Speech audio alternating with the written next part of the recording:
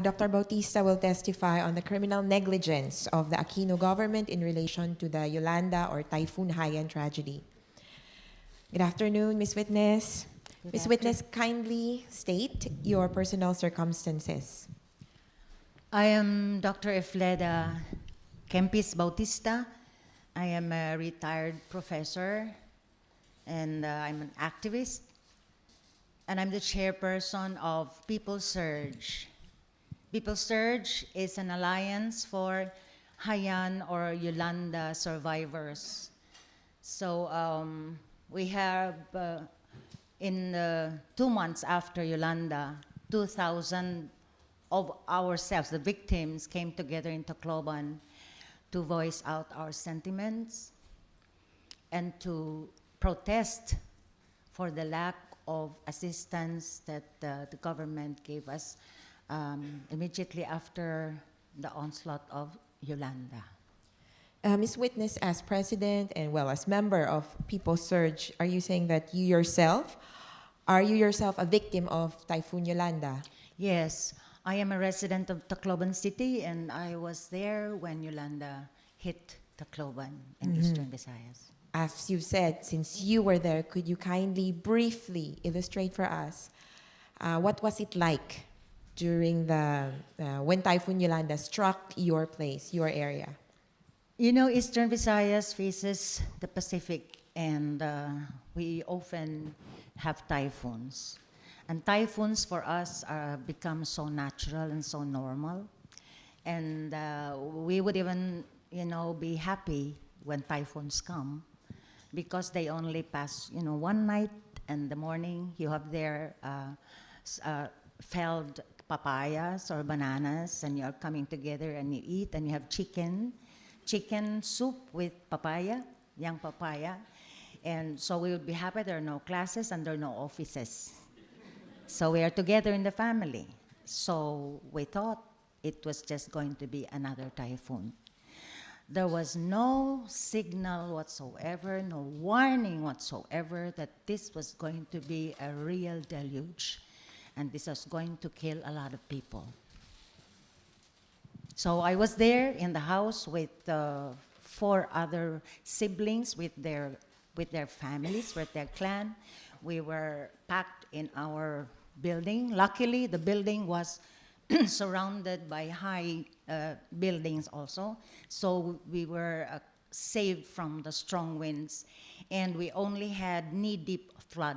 And that was, I think, the last splash of the big waves that came to Tacloban City and Eastern Visayas. So we were there, and it was something that we could not imagine. Everything was banging, and the winds were howling, and the rain was coming inside the house and flooding. Before the floods, before the storm surge, we were already flooding in our house because the wind was carrying the rain inside the house. So it was terrible, and everybody was just, we're just sticking in one corner because we're afraid that the wind would destroy our glass windows and would kill us. So it was so terrible. And my mother, who is 87 years old, she was also there and said she was praying all the time. We were praying all the time. And we were lucky that after that there was no casualty in the family. But after that was terrible. It was something that I could not imagine in my whole life would happen to us. Ms. Witness, given your personal familiarity with Yolanda, and also in your professional capacity as chairperson of People Surge, could you just briefly illustrate the impact and the extent of the destruction that Yolanda had on a macro level?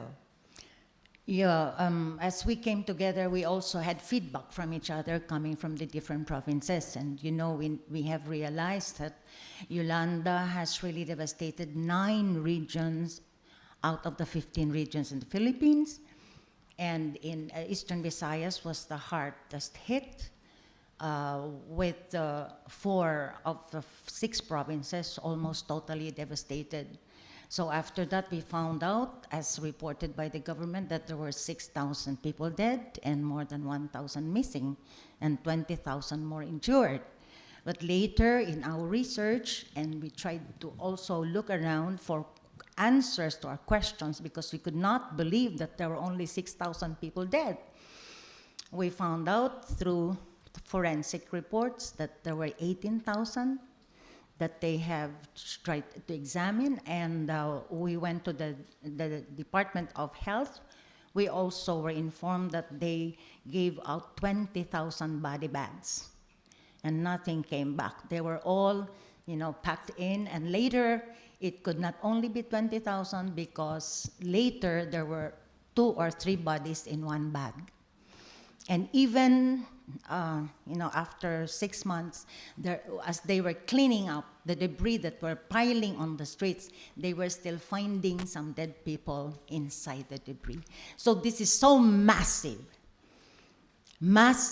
that even, Region 8 was classified before as the second to the second to the last poorest region in the Philippines. And 75 to 80% of this is composed of the peasants, farmers and fisher folks, who lost everything. The coconuts were all felled. 100% of the coconut were destroyed. 60% of these were felled, they were cut out, and 40% were still standing, but no more leaves and no more fruits. So this will take about 4 years again for them to bear fruit. This was really terrible for the people in Eastern Visayas. Ms. Witness, let us go back a bit to your interesting story about typhoons that you know and you can predict already when typhoons would hit Leyte at least. Now, why are you saying that in the case of Yolanda, you were caught unawares? Yeah, we were caught unawares. We didn't Why do know. you say that? There was no announcement whatsoever. It was, for me, I was lucky. Every day I would check on my Facebook, being also a leader of another group of teachers, and other issues I would share. I wake up in the morning and I look at my Facebook and look at issues and share that with people. And I was following up. And as early as November 3, Yolanda was already being monitored. And international media was already following it up. But never did I personally, did ever see any announcement, or the people around us were warned that this is going to be a deluge. So we didn't know that this is going to, bring 4 to, 10 meters? 10 feet of water into the city. So we were caught unaware, and there is already a declaration or kind of comment from the international media that had the government warned the people in these provinces, in these regions, there would not have been that much casualties. Ms. Witness, after the typhoon had struck your area, what did you observe? Yeah, it was only about three days after that I was able to go around to see what really happened. And for me, that was really a shock. All the time I was saying, oh my God, oh my God, oh my God, this is Nagasaki, Hiroshima in Tacloban. You couldn't, the houses that I visited before, because I was a candidate for a councilor during the last election, and we were going around, going to the barangays. And then I suddenly saw that there were no more houses, no more people around. 1.2 million houses were destroyed. 1.2 million. And you see people, as I walked from the house to the airport in 2 hours to buy ticket for my family, for my mother, because they were, being evacuated by my sister who came from California just to bring them out of the city. And I saw dead bodies everywhere, and they were together, cadavers of human beings, of children, dogs, and cats scattered in the streets. And it took weeks for them to be taken out of this. And the stink of Tacloban was sticking to your body and inside your lungs. You could smell the stink of the dead bodies around. So there was no national government, knowing that the entire region, the local government units were destroyed, the buildings, the hospitals, the schools, even the churches, and the radio stations, they were all down. There was no government, national government, to come to us and save us. They came after with relief, selected, and they were even calling us over one radio. A week after or 2 weeks after, there was a radio station telling us, hey, your relief is already here. Come and pick them up. You get your multi-cab, you get your transportation. What transportation are you talking about? All the cars were, flown away, and they were over the trees and over the houses. So there was none. The relief was late, and this was also marred by the political squabble between the national government and the local government, and so we were deprived of this relief and this assistance. In your opinion, Madam Witness, what should the government have done? Of course, they said it's they kind of asking, we're getting some excuses because they were also caught unaware, they said. But you have a national government with battalions, with armored cars and all these trucks, They could have come before, and they could have rescued during, and they could have come because the president himself announced in the evening, several hours before the landfall of Yolanda, that we are ready for rescue and all the relief are preposition. Just take care, we're going to come to you and save you. But where was the president? He came later with all the cameras around him and said, buti nga, buhay pa kayo eh. I should be happy you're still alive. So that was the president that we remembered on the first day that he came to Tacloban City. Madam Witness, what is the status of rehabilitation? After relief and rescue, there should have been rehabilitation of disaster-struck areas. That's another thing, because the whole coastal area, from the eastern, the southern part of eastern Samar up to the western part and down to the southern part of Leyte, these were all washed out, 15,000 fisher folks, lost their livelihood. Of course, many were dead.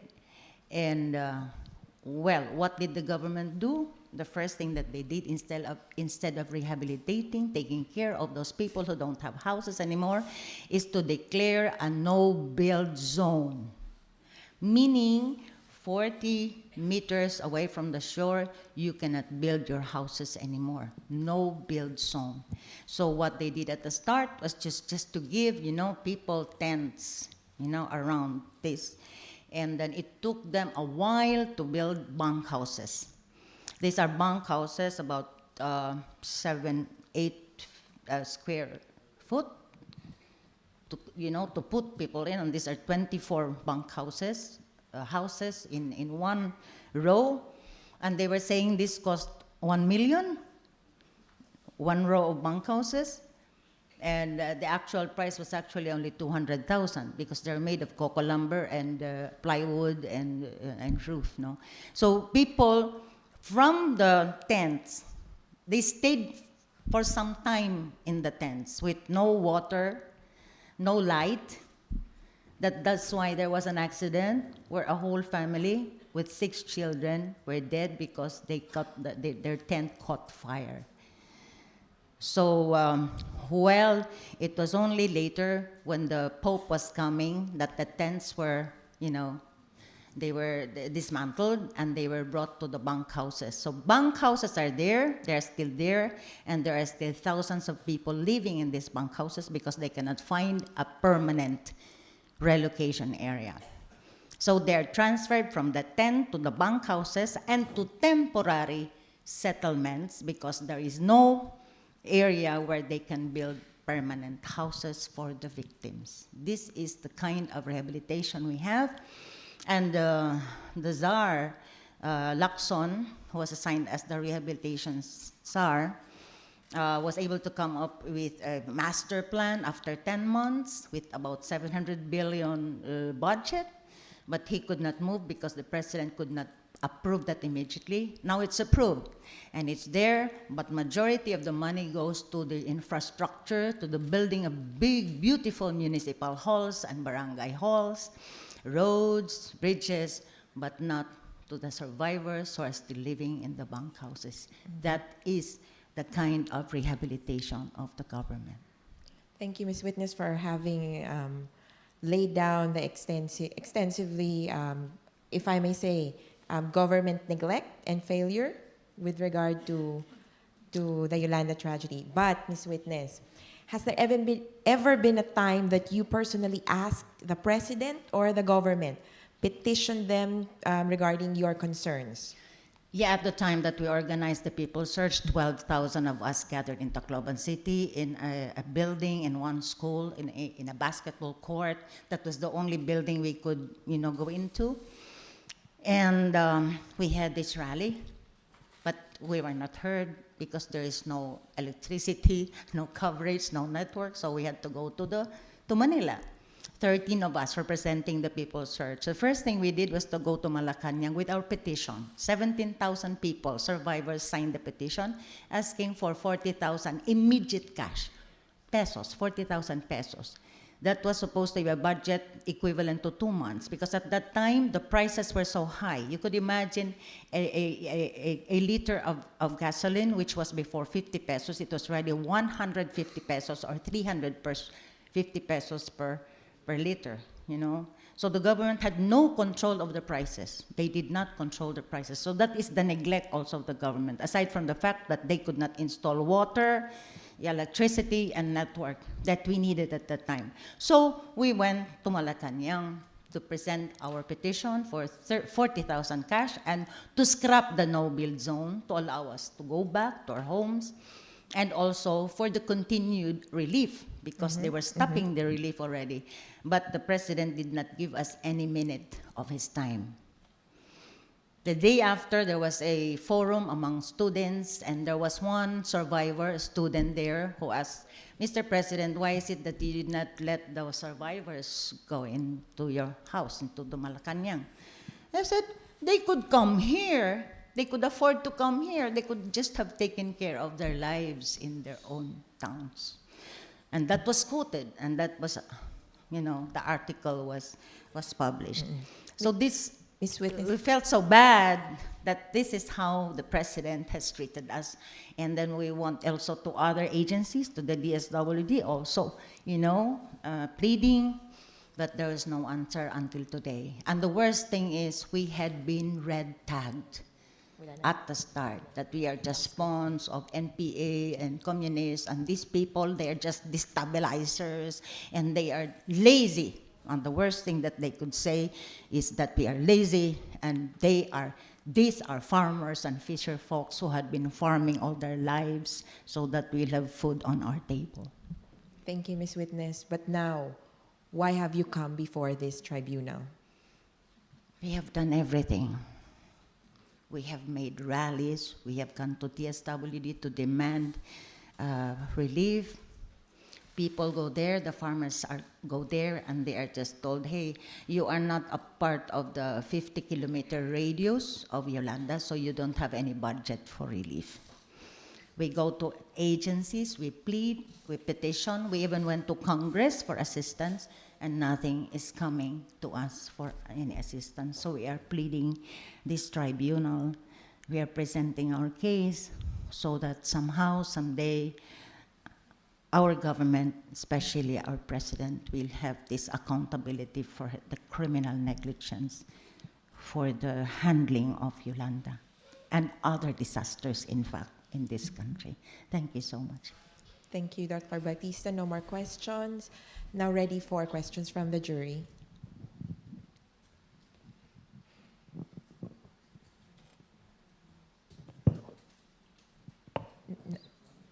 May we ask that the witness be excused? Sorry. Yes. I'm interested in hearing this. This sort of news is not reaching the international community.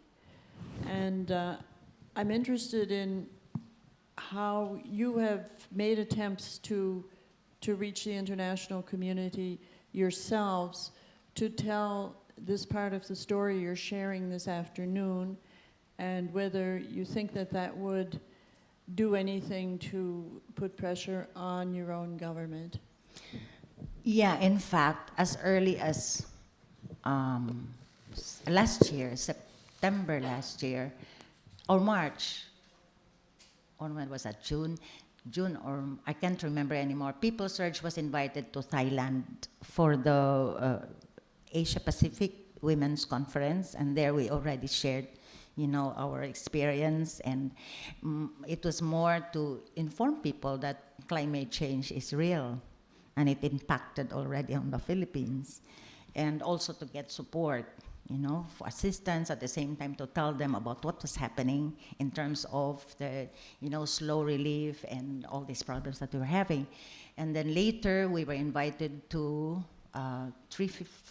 the People's March in New York. And the same thing, we did it, we also shared with them this experience. And lately, we were in Europe, also to share and to have some solidarity with other groups. And we're happy that the international solidarity work is working.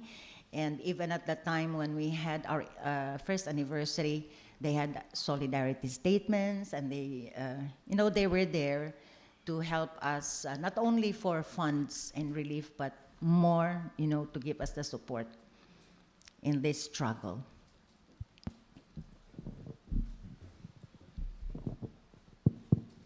In the U.S., can't remember the exact date, I think it was 2004 or 5, Hurricane Katrina hit the New Orleans area, and there was a lot of critique about the kind of response or lack of response that our government was making.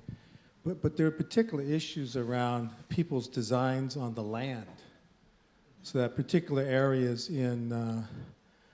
that were affected, particularly populated by historically African American communities, longstanding Vietnamese communities, were concerned about those who were looking to come into the region and have their own designs on development. So given the population that was affected by this typhoon, what have been some of the conversations or concerns maybe your people have had about outside interests for the land? Yeah, I forgot to mention this in my excitement to share with you again, although it's so hard, to be recalling and recounting this. But one thing is, the government is not really interested in rehabilitating us or helping us in a sense, because from the very start, there was already a plan that these big businessmen, our tycoons, and even corporations, multinational corporations, would already do some business in these devastated areas. They have been plotted, I think, as Sunny mentioned that already about the report, that these multinational corporations or big businessmen are already plotted in these different regions, that they kind of adopt them for development, but actually they're going to make business. And it was, the president himself at that time when we were still suffering, he also said, this is the right time to invest in the Philippines. So this is going to be an investment. Come here now, because, you can build whatever you want here in the Philippines. And lately, we realized that even our Regional Development Council, which is under the NEDA, the National Economic Development Administration, they have plans now to construct a boulevard, from the top, the northern part of Tacloban down to Palo, a boulevard. So these areas which are no-build zone will now become no-dwelling zone. If you don't have business, if you don't have these resorts, then you cannot just build anything in this no-build zone, because a boulevard is going to be constructed, and this is going to be funded by JICA, Japan International Cooperation or something. So people now they don't know where to go. They are just being Yolandized day after day. It's a verb now, it's Yolandized. They are suffering every day because there's just, like before, they are zombies, you know, they don't know where to go and what to do with their lives.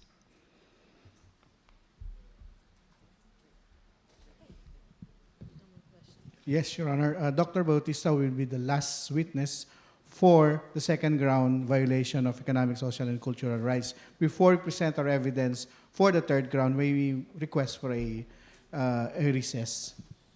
Okay, so let's get back, and thank you. Let's get back together.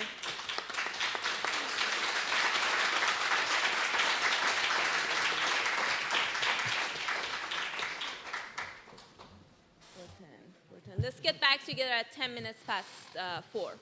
Thank you.